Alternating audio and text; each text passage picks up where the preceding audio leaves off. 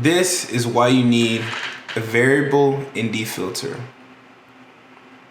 Let's get into it.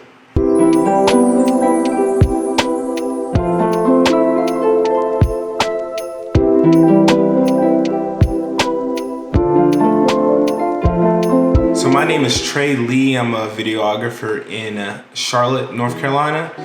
And I personally have two variable ND filters. One by K&F Concept and Platinum. So what a variable ND filter is, essentially it's sunglasses for your camera.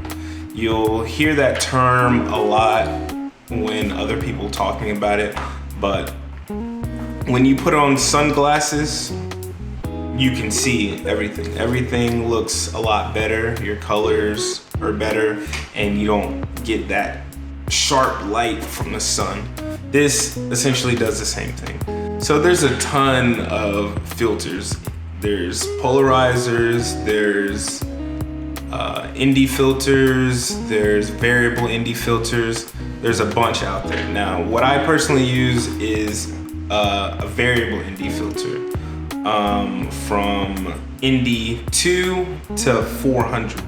So essentially what you have is you have this right here and it shoots. This is basically like your regular lens. It's not necessarily doing much, but as you can see here, when you twist it, that's where that sunglasses effect comes in. So with using your filter, you know, your image won't look washed out.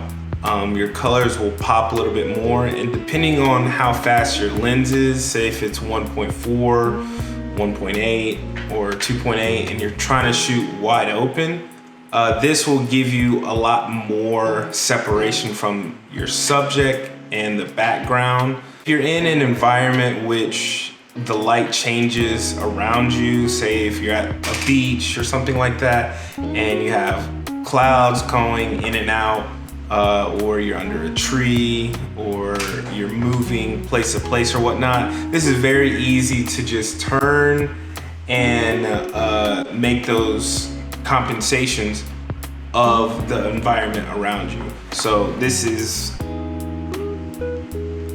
what you need for sure. If you're shooting outside, you most definitely need an ND filter to get basically 100% of what your camera can do. If you're shooting in a bright environment, and especially if you're shooting in a log profile on your camera, you definitely need an ND filter because you want to properly expose so your picture just looks as good as possible.